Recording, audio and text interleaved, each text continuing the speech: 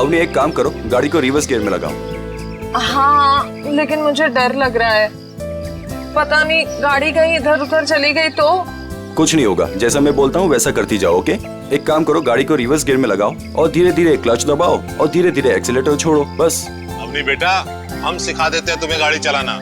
रमेश को तो वैसे भी ठीक से नहीं आता है। अरे काका, आप साइकिल चलाना तो ठीक से जानते नहीं है, गाड़ी क्या चलाएंगे? हाँ काका, आप ही सिखा दीजिए तो अच्छा है। ये तो सारा दिन फोन पे लगे रहते, मेरी तरफ ध्यान भी नहीं देते। अच्छा, एक काम करो, गाड़ी को रिवर्स गियर में लो। हाँ, हेलो,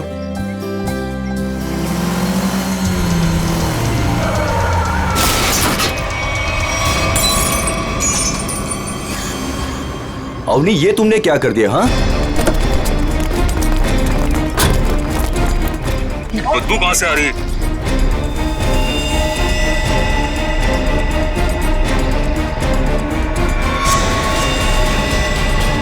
इसके अंदर लाश कहाँ से आ गई? इसमें से बदबू भी कितनी आ रही है?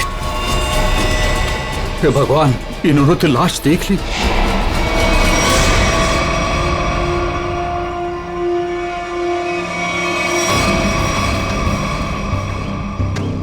इस मूर्ति का बेस तो एकदम अच्छे से बनाया गया है, कोई लापरवाही की गई ऐसा लगता तो नहीं है।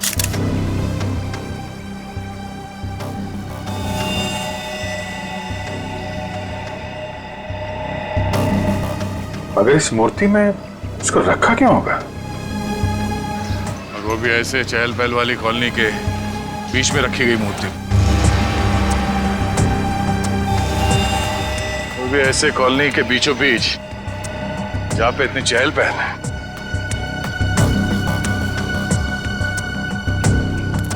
सर कॉलोनी के लोग काफी घबराए हुए हैं, किसी को नहीं पता है लाश किसके। और सर, इस कॉलोनी से कोई गायब भी नहीं हुआ है। चलो देखते हैं।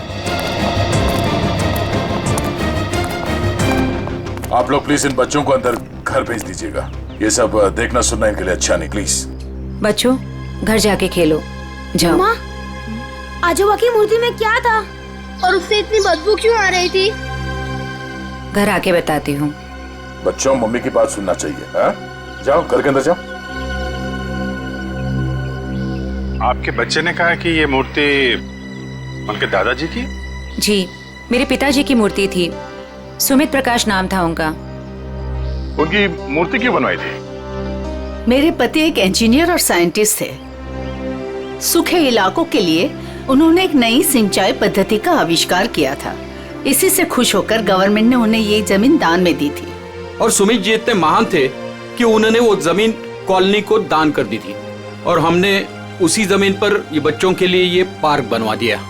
इसीलिए हमने उनके सम्मान में इस पार्क में उनकी मूर्ति लगवाई। देखिए, ऐसा लगता है कि किसी ने हाल में इस लाश को मूर्ति में छिपाया है। हाँ, कुछ महीनों पहले। आप लोग बता सकते हैं कि मूर्ति यहाँ कब लगाई गई थी? क्योंकि शायद लाश को उसी वक्त अंदर रखा गया था। ये क्या कह रहे हैं सर? ऐसा हो ही नहीं सकता। सुमित जी जिस साल गुजर गए उसी साल ये मूर्ति वहां लगवाई गई थी। कम से कम 39 साल हो गए। 39 साल पहले? तो ये हो सकता है कि जब हाल फिलहाल में मूर्ति बदली गई हो या फिर इसकी मरम्मत की गई हो, तब ये लाश इसमें डाल दी गई हो। जी नहीं, जब से ये मूर्ति लगवाई गई है तब से ना इसकी मरम्मत हुई है और ना इसे बदला गया। ऐसे कैसे हो सकता है? कुछ महीनों पहले मरे हुए आदमी की लाश इतनी पुरानी मूर्ति के अंदर कैसे हो सकता है? शायद ऐसा हुआ हो कि रात के अंधेरे में ये काम हुआ हो और आप लोगों को पता नहीं चला। पूर्वी, जरा वॉचमैन से पता करना। सर, इस कॉलोनी में करीब 200 फैमिलीज रहती है। अगर किसी ने रात को पुतला बदला होता, किसी ने तो देखा होता, लेकिन यहाँ तो किसी ने कुछ देखा ही नहीं। सर, यहाँ पर 2 वॉचमैन हैं, एक दिन में ड्यूटी करता है और एक रात में, और दोनों का ही कहना है कि किसी ने भी मरम्मत का काम होते हुए नहीं देखा। कमाल है, अगर कोई काम हुआ नहीं है तो फिर ये लाश मूर्ति के अंदर आई कैसे?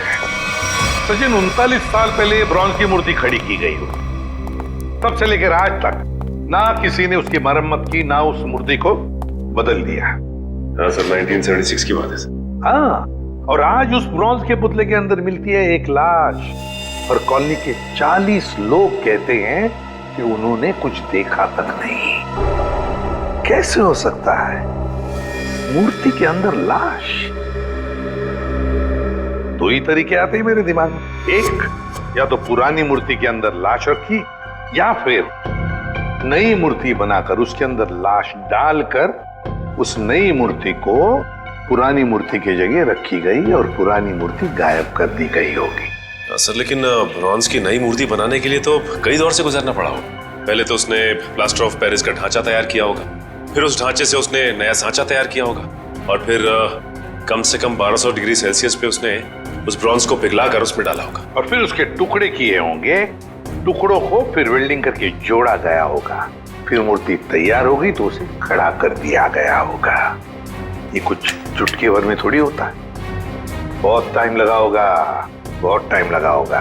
और सर लाश को मूर्ति में रखा गया होगा, मूर्ति को कॉलोनी में लाया गया होगा और फिर पुरानी मूर्ति की जगह रखा गया होगा। पूर्वी इतनी बड़ी मूर्ति कोई गोदी में उठाकर तो नहीं ला सकता। उसे लाने के लिए ट्रक या फिर कोई बड़ी गाड़ी लाई होगी। उसके साथ साथ उसे खड़े करने के लिए क्रेन लाया गया होगा। इतना सब अगर हुआ है फिर भी कॉलोनी के लोग कहते हैं कि उन्हें कुछ मालूम नहीं, ऐसा कुछ हुआ ही नहीं। सर फिर तो पहला वाला तरीका इस्तेमाल किया गया होगा सर। बॉडी को कॉलोनी में लाया गया होगा और फिर मूर्ति में रख दिया गया होगा। पंकज, मूर्ति को लेटाया गया होगा, उसके बाद उसके अंदर लाश को रखा गया होगा और फिर उसे खड़ा भी किया होगा। कैसे हो सकता है, कैसे हो सकता है ये? सर इतना अजीब तरीका लाश को ठिकाने लगाने का, खूनी को ये सब करने की जरूरत क्या थी? वही तो, इतनी तकलीफ क्यों? लाश को ब्रॉन्ज की मूर्ति के अंदर ही क्यों? कोई ना कोई वजह तो जरूर होगी, पर है कौन ये? है कौन ये? लाश है किसकी? कैसे मरा ये? मरा या मारा गया? इस आदमी की उम्र 45 साल है और इसकी मौत इसके सर पे लगी चोट की वजह। अरे sir sir sir sir Hindi में बोलेंगे तो मुझे भी समझ में आएगा। क्या बोल रहे हैं? इस आदमी की उम्र 45 साल है और इसकी मौत इसके सर पर लगी हुई चोट की वजह से हुई है। ये हुई ना मैम, थैंक यू। और कुछ और बता सकते हैं? कोई जादू है, चुटकी बजाऊंगा हो जाएगा? अरे कोई जादू है जो चुटकी बजाऊंगा सब कुछ हो जाएगा? मन तो करता है चुटकी बजा दूं ये आदमी गायब हो जाए। क्या बोले तुम? मतलब मैं कह रहा था सारुंके साहब, आप चुटकी बजा दे तो केस सॉल्व हो जाएगा। कितना किया है, ये तो कुछ भी नहीं है। हाँ लेकिन अभी मेरा चुटकी बजाने का मूड नहीं। ठीक है तो मैं उधर बजा लेता हूँ चुटकी। किधर चले जाते हो? हाँ देखिए आप, तारिका जी।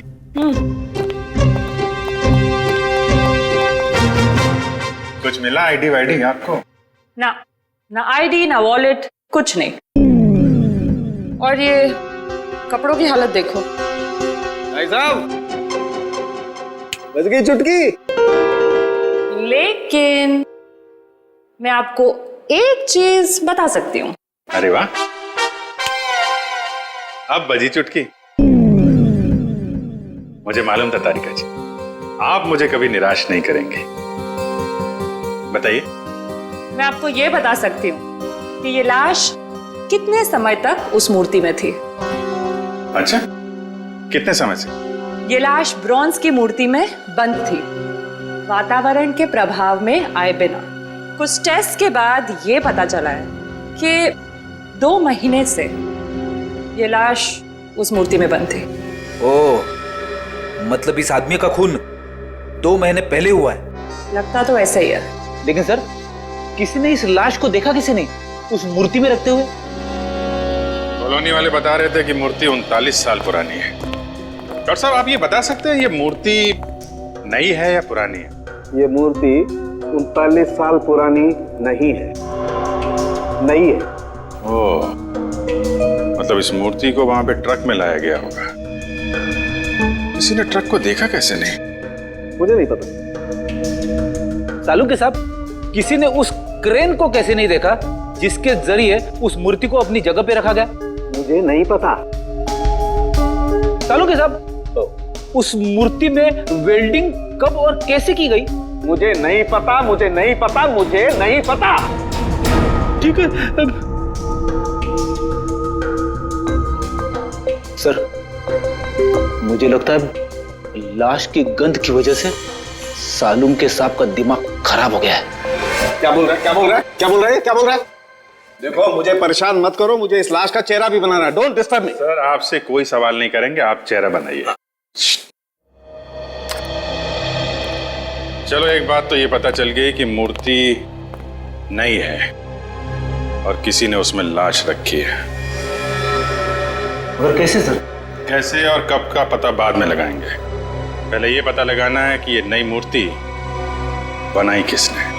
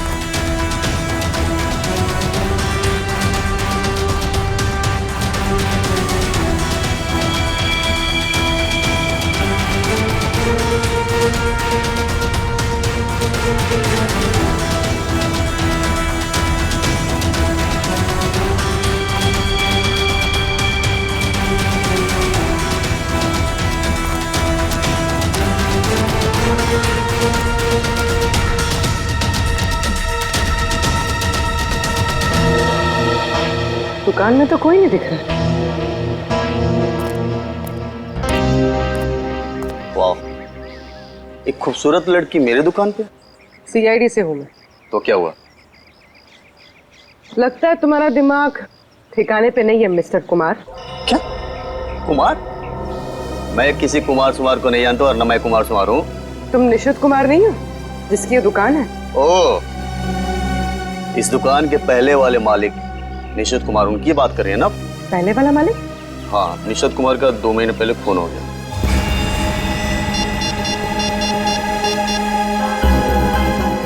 हेलो, अभिजीत साहब।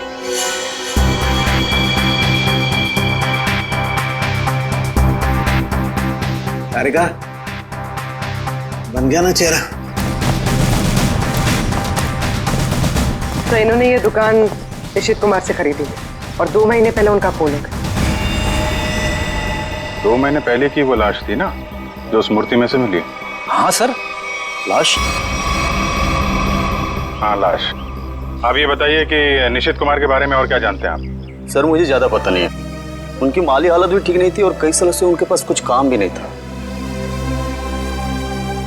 उनके घर का एड्रेस देना। वो घर में अकेली ही थी। जब मैं बाहर से आई तो देखा चोरों ने उनका गला काट दिया था।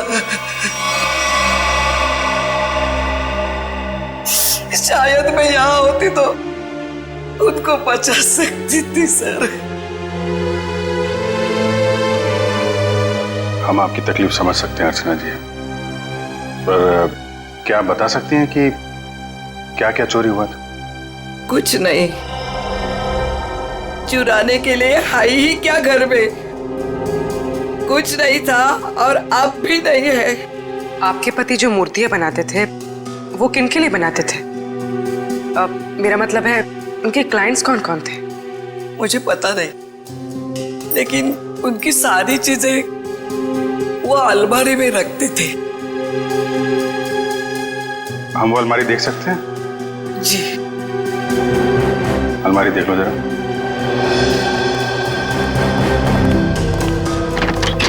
अर्चना जी, ऐसा भी हो सकता है कि ये चोरी का मामला ना हो। मैं समझी नहीं सर कुछ। निशित जी का कोई दुश्मन भी था जो उनकी जान लेना चाहता हो? सर मामूली सा शिल्पकार, उनका दुश्मन कौन हो सकता है?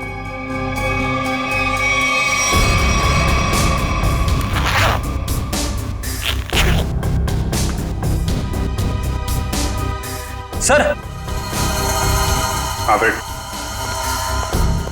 इस फाइल में मूर्तियों की बहुत सारी न्यूज़पेपर कटिंग है सर। वो जो सारी मूर्ति बनाते थे ना, उसका सारा रिकॉर्ड इसी फाइल में रखते थे। और सर ये देखिए। तो ये मामला है। सुमित जी की मूर्ति भी इन्होंने बनाई थी 1976 में। अर्चना जी, मूर्ति बनाने वाले अक्सर अपनी बनाई हुई मूर्तियों का एक ढांचा अपने पास रखते हैं कि अगर मूर्ति टूट फूट जाए तो दोबारा बना सके। निशित जी भी ऐसा करते थे क्या? हाँ हाँ, उसके वो सारे ढांचे पिछले बाजू रखते थे। हम वो जगह देखना चाहेंगे।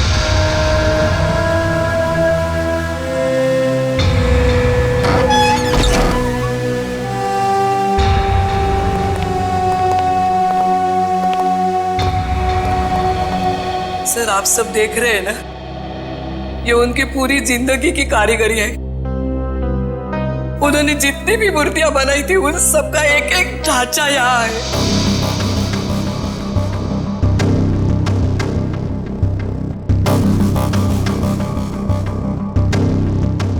वो वाला नहीं दिख रहा है? कौन सा वाला? वो सुमित जी की जो मूर्ति का ढांचा है। वो उस तरफ होना चाहिए।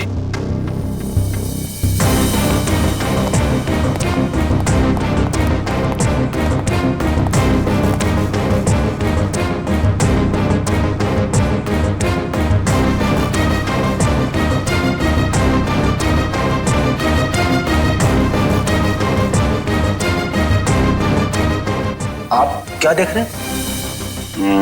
ये मिट्टी देख रहे हो? यहाँ पे कोई ढांचा था जो अब नहीं है। अर्चना जी, हाँ, वो सुमित कुमार जी की मूर्ति का ढांचा यहीं पे था? हाँ, यही था। ले गए। सर, आपका मतलब उन चोरों से थे नहीं? सुमित कुमार जी की मूर्ति का ढांचा चोर चुरा के ले गए। निशित जी का खून इस ढांचे की वजह से हुआ है। लेकिन सर, सुमित जी की मूर्ति का ढांचा चुरा के चोर क्या करेंगे? उस ढांचे की मदद से सुमित जी की नई मूर्ति बनाई गई और उस लाश को उसमें डाल दिया गया। लेकिन सर, हमें कैसे पता चलेगा वो लाश किसकी है? साड़ू के साहब लगे हैं ना लाश का चेहरा बनाने में। एक बार चेहरा बन जाए सारी कहानी सामने आ जाएगी। हाँ डॉक्टर साहब, बन गया चेहरा?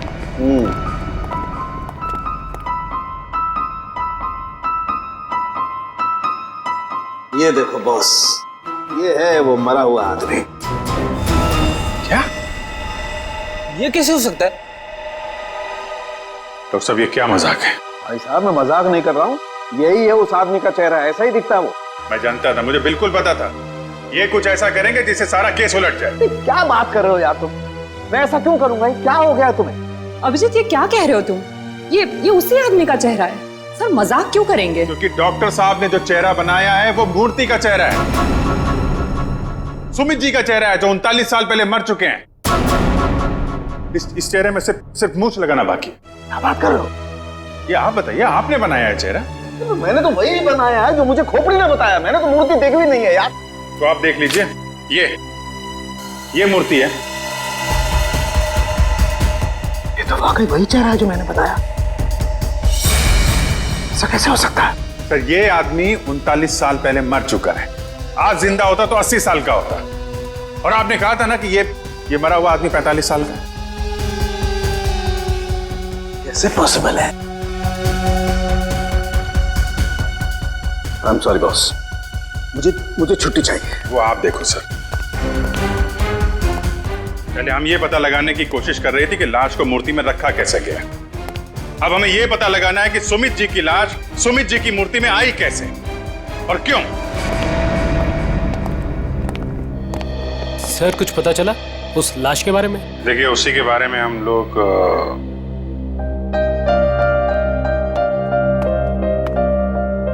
बच्चों, हमें आपकी नानी और मम्मी से कुछ जरूरी बात करनी है। और बातें ऐसी हैं जो आप लोगों को नहीं सुननी चाहिए। तो आप लोग प्लीज अंदर जाइए। क्यों? हम क्यों नहीं सुन सकते? ये बड़ों की बातें हैं, बच्चों का कोई काम नहीं। हमें पता है, हमारे आजोबा की मूर्ति में से लाश मिली है ना। आप उसी के बारे में बात करने आए हो ना? हाँ, और कुछ जरूरी बातें। आप लोग अच्छे बच्चे हो ना? प्लीज अंदर जाओ।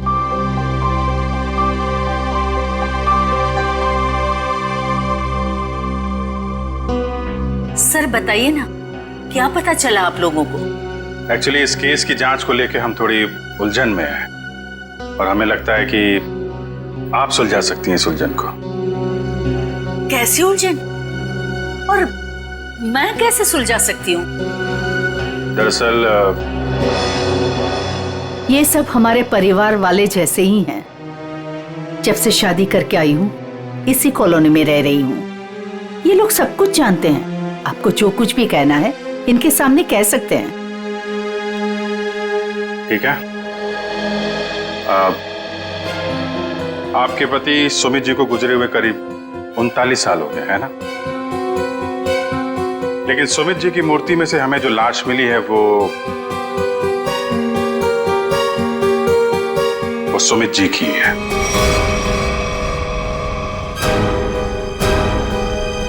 ये कैसे हो सकता है? ऐसा ही हुआ है।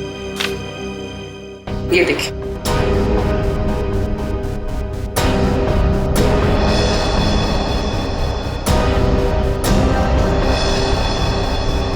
इतने यकीन के साथ आप ये कैसे कह सकते हैं? हाँ, ये हो ही नहीं सकता। जरूर कुछ भूल हुई है आप लोगों से। कोई भूल नहीं हुई। ये एक साइंटिफिक मेथड है जिसमें लाश की खोपड़ी का चेहरा बनाया गया है और यही चेहरा बना है सुमित जी का। लेकिन मेरे पिताजी की लाश कैसे आ सकती है? ये मुमकिन नहीं है। वही तो, लाश की उम्र करीब 45 साल की है। आपके पिताजी जिंदा होते तो 80 साल के ऊपर के होते। अब बात यह है कि 80 साल का आदमी 45 साल का कैसे हो गया? ये मैं कैसे जान सकती हूँ? अब आपको नहीं पता तो हमें कैसे पता होगा? चेहरा तो बिल्कुल आपके पति का ही है। सर, उनकी मौत के बाद उनका अंतिम संस्कार मैंने ही किया था। अगर किसी ने लाश बदल दी हो या कहीं किसी तरह वो जिंदा भी होते तो भी 80 साल का इंसान 45 साल का हो ही नहीं सकता। वही तो, यही बात हमें परेशान कर रही है। अच्छा, आपके परिवार में कोई ऐसा आदमी था जो बिल्कुल सुमित जी से मिलता जुलता हो? नहीं, जब से मैं उन्हें जानती हूँ या जब से मेरी शादी हुई है मैंने तो ऐसा किसी को नहीं देखा जो उनकी तरह दिख रहा हो। चूंकि उस मरे हुए आदमी का चेहरा हूबहू आपके पति से मिलता जुलता है और उन दोनों में कोई संबंध है या नहीं, ये जानने के लिए मालती जी हमें आपकी थोड़ी मदद चाहिए। कैसी मदद? अगर आपको बुरा ना लगे तो हमें आपका डीएनए उस मरे हुए आदमी से मिला के देखना होगा। यही एक तरीका है सच्चाई को जानने का।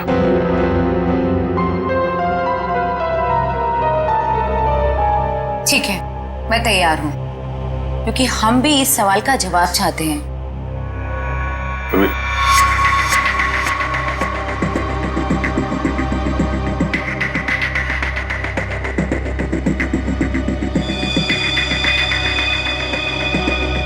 Thank you.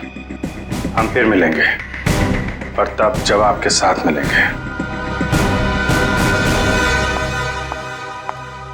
आता रेखा जी, डीएनए रिपोर्ट आ गई?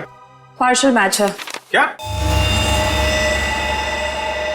पार्शियल मैच है? देखा, इसका मतलब सालू के गलत नहीं था बॉस। ये आदमी सुमित के परिवार का ही। बाप का डीएनए बेटी में भी है और इस मरे हुए आदमी में भी। निश्चित रूप से ये आदमी सुमित के परिवार का ही कोई है। अगर ये सुमित का रिश्तेदार है तो किसी ने इसे पहचाना कैसे नहीं? कोई तो होगा जो इसे पहचानता। ये बड़ी चौंकाने वाली बात है। आपने जो इसका चेहरा बनाया था उसकी फोटो हमने अखबार में भी भेजी, लेकिन ऐसा कोई भी आदमी सामने नहीं आया जो इसे पहचानता हो। अगर ये इसी शहर में था तो किसी ने तो इसे देखा होगा। कोई तो होगा इसके पहचान वाला। तारिका जी, आप तो जीनियस हैं। ऐसे क्या कह दिया मैंने? केस सॉल्व कर दिया। हो सकता है ये आदमी इस देश का हो ही ना।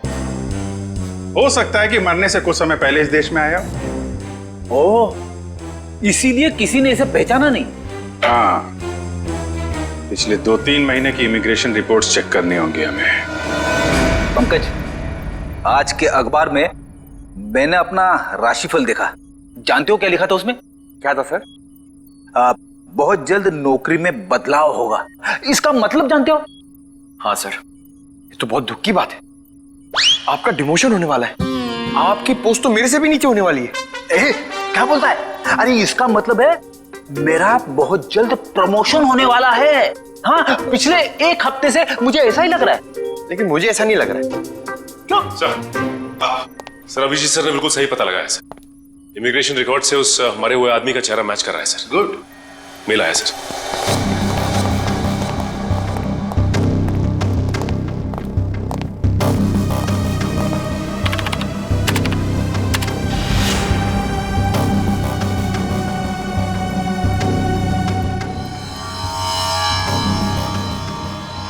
सचिन, ये तो बिल्कुल सुमित जैसे ही दिखता है। इसका नाम ब्रेंडन है, उम्र 45 साल और 2 महीने पहले यूके से आया था सर। मतलब आते ही मौत हो गई उसकी। सर इसका नाम तो अंग्रेजों जैसा है पर लगता है इंडियन है। इस ब्रेंडन का घर का पता, फोन नंबर कुछ है? हाँ सर, जरूर। पूर्वी, इस नंबर पे फोन करो। घर का ही फोन नंबर होगा ही। उसके माता पिता से बात करो, मगर सावधानी से। शायद उन बेचारों को पता भी नहीं होगा ब्रेंडन के साथ क्या हुआ है। और देखो बातचीत में कुछ पता चलता है क्या इस ब्रेंडन के बारे में। सर। हाँ सर, मैं सीआईडी छोड़ रहा हूं। अब और बर्दाश्त नहीं होता, मैं पागल हो जाऊंगा। क्यों? ऐसा क्या हो गया? इस केस में बहुत कंफ्यूजन है और सबसे बड़ी बात तो यह है कि वो आदमी अंग्रेज निकला। मेरा दिमाग फट जाएगा सर। मैं भी छुट्टी पे जा रहा हूं सालू के साथ। अभी जाओ, अभी जाओ, इसी वक्त। बोरिया भी सरा बांधो, निकल जाओ सीआईडी से। जाओ और कुछ समय बिताओ अपनी बीवी के साथ, शायद कुछ अकल आ जाएगी। जाओ। सर, आपका राशिफल तो सही निकला। नौकरी में बदलाव मतलब आपका रेजिग्नेशन, इस्तीफा।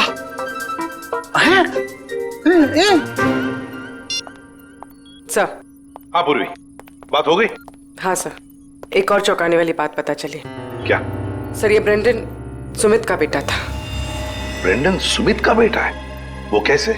उसकी पहली शादी से। सुमित ने बेatrice नाम की एक अंग्रेज औरत से 1970 में शादी की थी। बेटे को जन्म देते हुए वो औरत मर गई। बीवी की मौत के बाद उसका दिल टूट गया और वो अपने इस बेटे को लेकर इंडिया वापस आना चाहता था, लेकिन उसकी बीवी के घर वालों ने बच्चे को आने नहीं दिया। इसलिए बच्चे को नाना नानी के पास छोड़कर वो इंडिया आ गया। और इंडिया में आने के बाद उसने अर्चना से शादी की और अपनी पिछली जिंदगी मिटा दी, किसी को कुछ भी नहीं बताया। और इसीलिए सुमित के इस बेटे ब्रेंडन के बारे में यहाँ पे किसी को भी कुछ पता नहीं था। Yes sir. हाँ, लेकिन ये ब्रेंडन इंडिया आया क्यों आया ये? सर अपने नाना नानी की मौत के बाद उसे अपने पिता के बारे में पता चला, तो अपने पिता के परिवार वालों के बारे में जानने के लिए वो इंडिया आया था। कोई आदमी अपने परिवार के बारे में जानने के लिए इंडिया आता है और यहाँ पर उसका खून हो जाता है। नहीं नहीं नहीं नहीं, ये कोई और ही चक्कर है। सर, अब इस ब्रेंडन के खूनी तक हम कैसे पहुंचेंगे?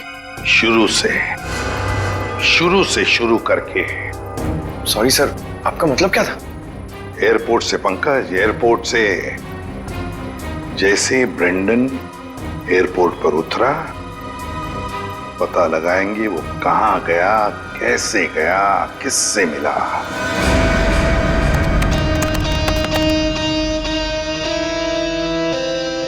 सर, ये फुटेज एयरपोर्ट के अराइवल गेट की है सर, जब ब्रेंडन इमिग्रेशन से बाहर निकल चुका था। सर, ये रहा ब्रेंडन, ये कैप वाला आदमी ब्रेंडन से मिलने आया? कैप की वजह से इसका चेहरा ठीक से दिख नहीं रहा। जरा जूम करो उसमें।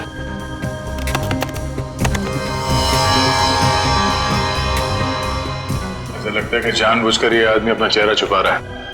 ये चाहता नहीं है कि उसका चेहरा कैमरे पे कैप्चर हो। आगे बढ़ो। सर ये दोनों तो पार्किंग की तरफ गए। इसका मतलब इस कैप वाले आदमी की गाड़ी पार्किंग में है। एक काम करो, इन दोनों के बाहर निकलने से आधे घंटे तक जितनी भी गाड़ियां एयरपोर्ट के पार्किंग लॉट से बाहर निकली है उन सब के डिटेल्स निकालो। पता चल जाएगा इस कैप वाले की कौन सी गाड़ी है। सर वो आदमी ब्रेंडन को जब एयरपोर्ट की पार्किंग में लेके गया उसके आधे घंटे बाद तक ये सारी गाड़ियां बाहर जाती रही सर। बस वे ठीक है, एक एक को फोन करो और पता लगाओ किस पैसेंजर को इन्होंने एयरपोर्ट से पिकअप किया और कहां जाके छोड़ा। हेलो जी, मैं सीआईडी से इंस्पेक्टर सचिन बोल रहा हूँ। अच्छा ये बताइए कि 15 फरवरी को आपकी कार इंटरनेशनल एयरपोर्ट पे गई थी किसी को छोड़ने के लिए? आप क्या करने गए थे? किसी को छोड़ने गए थे? मिसेस आंचल कुमार। ओके पूर्वी। Okay okay. क्या? किसको छोड़ने गए थे? Peter Frank. अच्छा ये कौन सी फ्लाइट से आए? ओके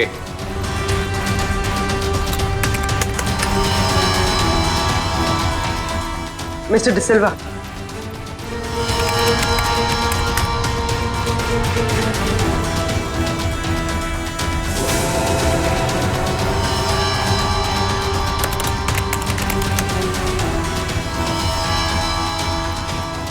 ओके पूर्वी। अब बचा है सिर्फ एक नंबर, ये VH 543259। और सर ये नंबर किसी मिस्टर अनिल के नाम पे जो कि लोनावाला के बंगलों पे रजिस्टर्ड है सर।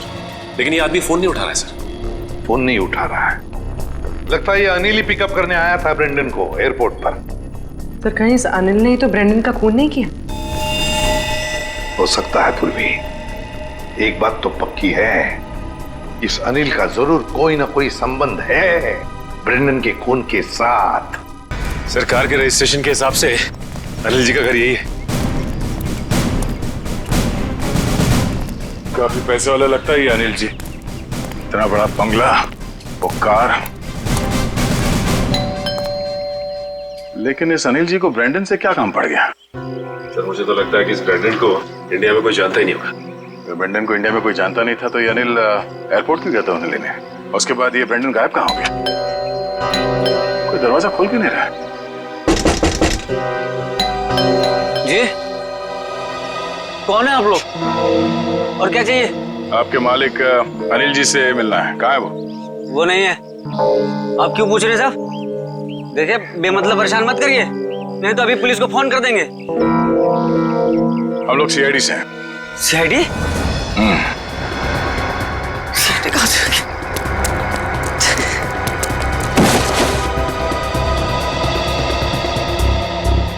अब ये हमारे किसी काम का नहीं है। लगता है अनिल जी उसी तरफ है जिस तरफ ये भाग रहा है। चलो देखते हैं। हट, हट।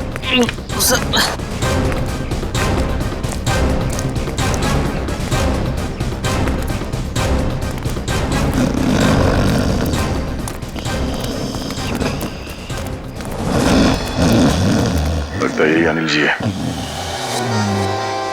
अनिल जी, मालिक और नौकर एक साथ शराब पी रहे थे यहाँ पे। अनिल जी, अनिल जी, जी हम ये जानने आए कि कुछ महीने पहले आप ब्रेंडन को एयरपोर्ट से लेकर कहाँ गए थे? एयरपोर्ट? ब्रेंडन? मैं कुछ नहीं समझ पा रहा यार, क्या बोल रहे हो तुम? हम ये कह रहे हैं कि ब्रेंडन को लेके आप एयरपोर्ट से आए थे और ये हमने सीसीटीवी फुटेज में देखा है।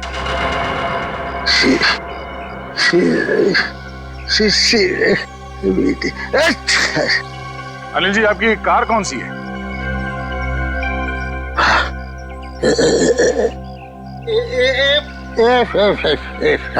सच्चाई तो ये है कि ना तो ये बंगला आपका है और ना ही वो कार। बाप अब सच बताओ। सर मैं कुछ नहीं जानता सर। सर मैं तो एक मामूली सा वॉचमैन हूँ सर, वॉचमैन। ये मेरा मालिक है ना, मालिक, उसने अपना बंगला और कार मेरे नाम पर कर दिया सर। ये मेरा कुछ भी नहीं है सर। तो फिर किसका है? सर मैं कैसे बोलूं सर, मेरी जान चली जाएगी सर। देखो तुम चिंता मत करो, कुछ नहीं होगा तुम्हें। सिर्फ ये बताओ किसने कहा था तुम्हें ये सब करने के लिए?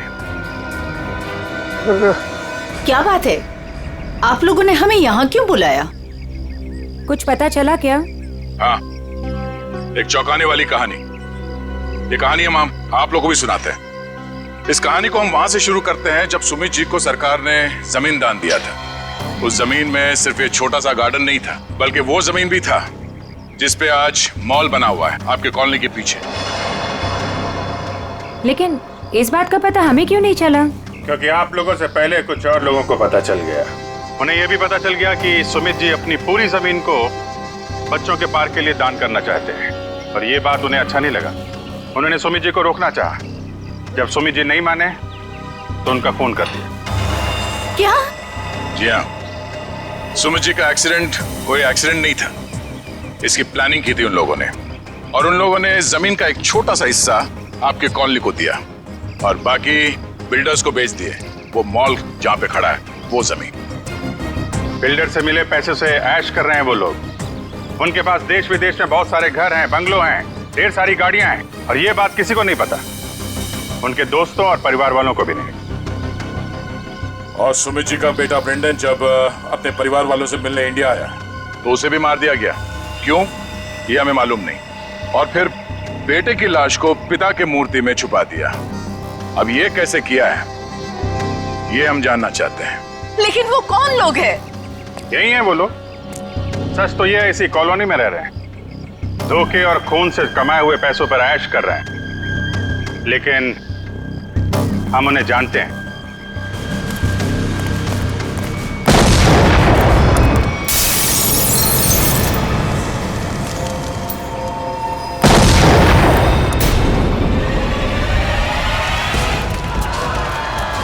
अजय, अजय आपको पीछे आइए जल्दी।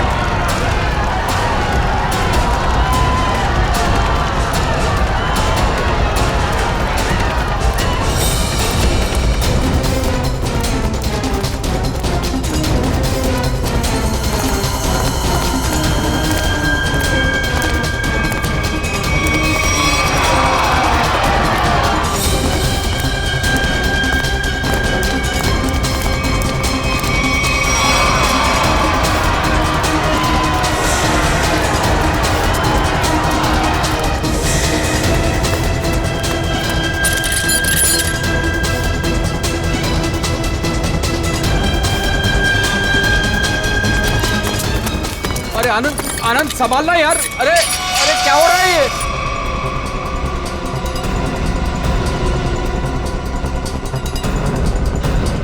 कहाँ भाग रहे हो? अरे सर उतारिए हम लोगों को। सर मर जाएंगे हम। सर नीचे उतारिए प्लीज। सर हमने तो तुम दोनों का नाम भी नहीं लिया था। हाँ, मगर तुम लोगों के लोनावले वाले बंगले पे गए थे हम लोग। नीचे उतारिए ना। अरे तुम लोग तो वैसे ही गिरे हुए आदमी हो। सुमित जी और ब्रेंडन का खून किया तुम लोगों ने। नहीं नहीं सर। वैसे हमें पता चल गया, तुम लोगों को मालूम पड़ गया था कि तुम्हारे करतूत के बारे में हमें पता चल गया। सर नीचे उतारिए प्लीज। इसलिए कॉलोनी वालों की जान को नुकसान पहुंचा है। हाँ? और अब उसका भगदड़ का सहारा लेके भाग रहे तुम लोग। सर उतारिए हमें। सर नीचे उतारिए प्लीज। नीचे उतारिए ना। मर जाएंगे सर। सर नीचे उतारिए ना।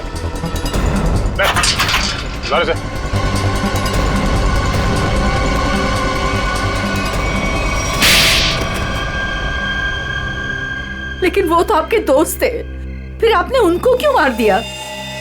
क्योंकि इनके लिए पैसा दोस्ती से ज्यादा मायने रखता है। लेकिन ब्रेंडन को क्यों मारा? सर एक्चुअली हम उसे मारना नहीं चाहते थे। हम उसे एयरपोर्ट से सीधा हमारे खाली पड़े हुए फ्लैट पे लेके गए।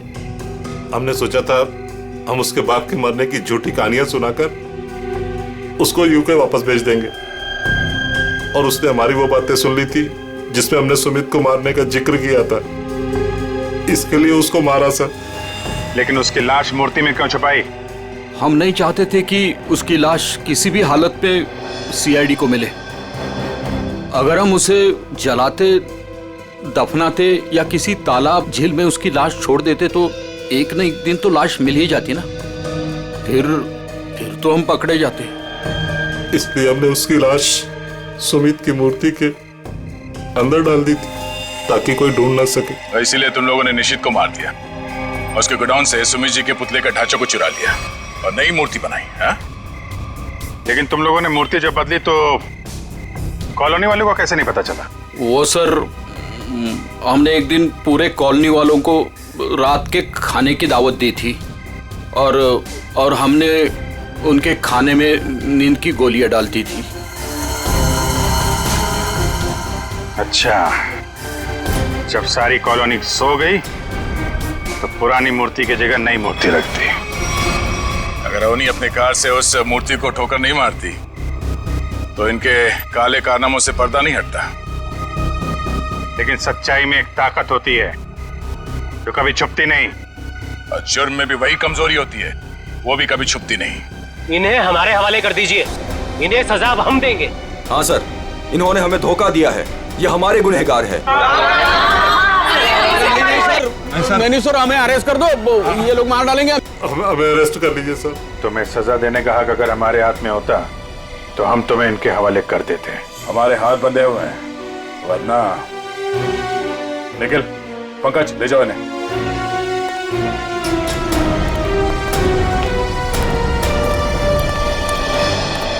बेटा, आप लोगों का बहुत बहुत शुक्रिया कि आप लोगों ने ये गुत्थी सुलझाई और छिपे हुए गुनहगारों को पकड़ लिया। ये तो हमारा फर्ज था, लेकिन हम पूरी कोशिश करेंगे कि मॉल की जमीन भी कॉलोनी को वापस मिल जाए। आपके पति का जो सपना था वो पूरा होके ही रहेगा। खुश रहो बेटा, खुश रहो।